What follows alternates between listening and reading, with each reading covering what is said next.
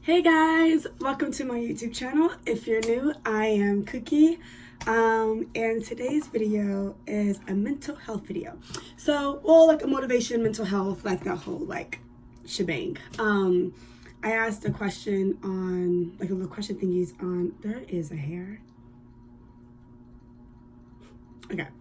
I asked a question thingy on my Instagram story about what's the hardest part of your personal journey. Because if you don't know, I've gone this before. This video is not going to be that crazy deep in that sense. But my personal journey is what jump-started my fitness journey. So they are hand in hand and they both mean a lot to me. So I asked my story, what's the hardest part of you guys' personal journeys? So I'm going to dive into it a bit, get into some questions. I'm going to sip my coffee.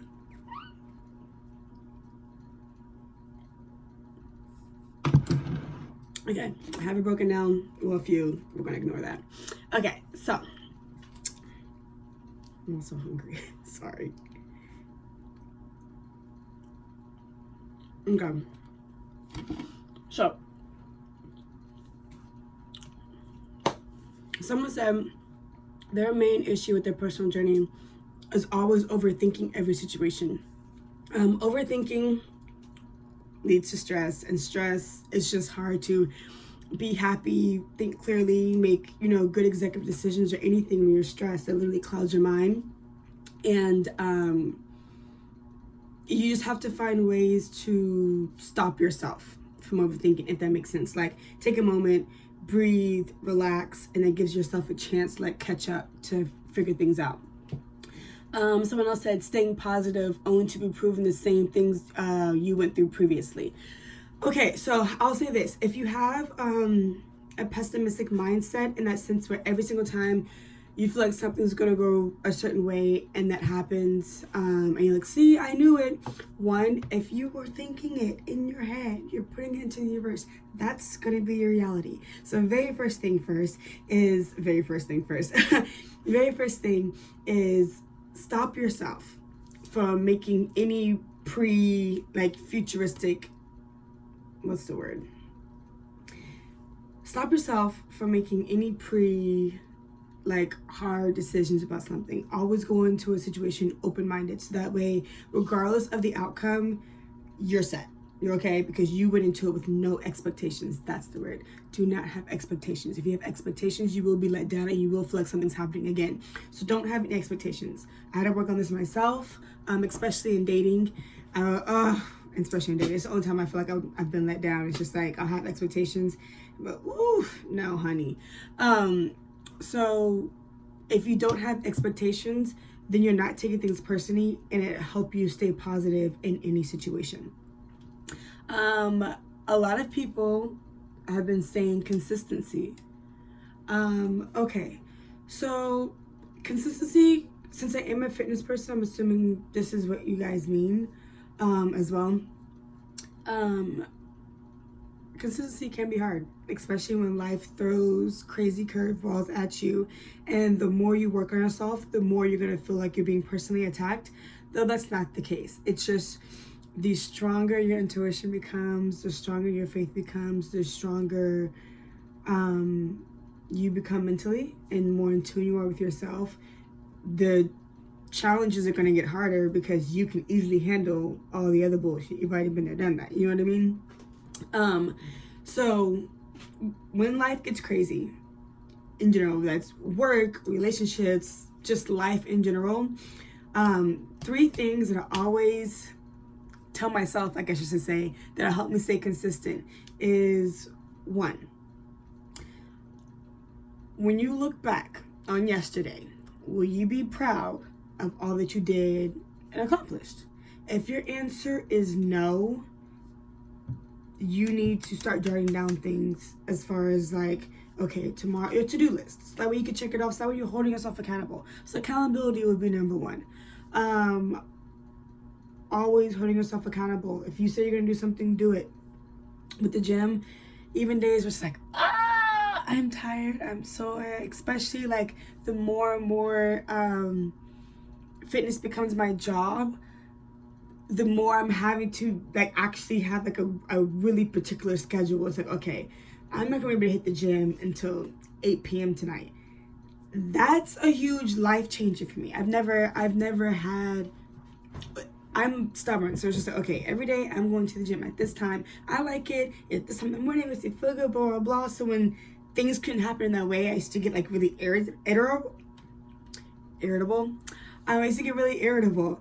And now I'm just like, okay, I understand it's at the end of the night and you're tired and you really don't want to go, despite the fact that you know that the gym works. I don't want to go. It's like, yo, you said you're going to do this. You said you were going so many times a week. Hold yourself accountable. So that's number one, accountability. 2, if you can let yourself down, how do you expect others not to? If you can't do what you said you're going to do and stay consistent, how are you going to expect to get that raise? How are you going to expect to get that new car? How are you going to expect to, start your own business? Whatever it is that your goals or dreams are, how are you going to expect to do any of that if you can't even be consistent? So you have to wake the fuck up. So 1 is accountability. 2 is wake the fuck up. 3 is the only way to truly be happy is it's a daily task. I don't know, not task. Task sounds bad. Task sounds like a job. It's a daily stride. You have to take daily strides, okay, to constantly be happy. And no.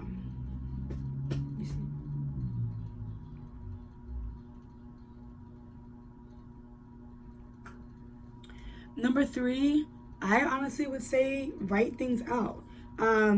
I am definitely a visual person, so I will write my workouts out. I will write down my to-do list. I will write out my goals. Coffee break. And that helps me stay accountable. So if a month goes by and I go back and I look at my goals, or I look at a workout that I said I was going to do and I didn't do it, it's just like, yikes, dude. Oh, stuck. It's just like, yikes, dude. Like, you said you're going to do this. Here it is, written in paper. So you have no choice but to go back and look at it, and you didn't do it. So I just feel like those 3 help you stay consistent. And as much as we hate sharing our stories, we all have a best friend. We have a sibling. We have someone that we're close to. Tell them things. Because you verbalizing it and getting it out of your head, and now is going to hold you accountable as well. Because it's not just in your head where you're like, you know what, I could push that off. If someone else knows your idea, eventually they're going to bring it up, or eventually they're going to say something, and you are going to have to answer that. You're going to have to answer to it. You know what I mean? So have someone else hold you accountable as well. For me, that's my sisters.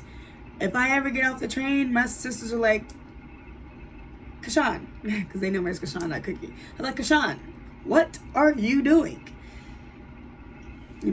So have someone to hold you accountable. Okay. Getting out of a cynical mindset. Okay, so I not saying that I've never dealt with not being cynical. I have. I'm human. I just have a really good block, like a blocker. At the moment a thought pops up, block.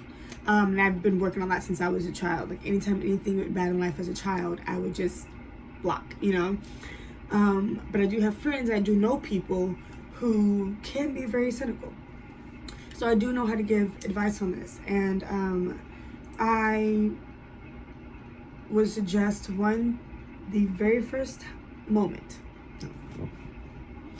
I would suggest this. The very moment you, for yourself, having a negative thought, stop yourself and ask yourself, why am I having this thought? Why, are these emotions probing in a negative way versus positive right off the back? Give yourself those answers. So that way, the moment you catch yourself thinking these bad negative thoughts, you can stop yourself and be like, yo, it's okay, because I could do this or I could do that. Just, Not that I don't want to sound like a hippie, because I am, you know. Just learn not to take life so deep. Like, it doesn't have to be so serious. It doesn't have to be...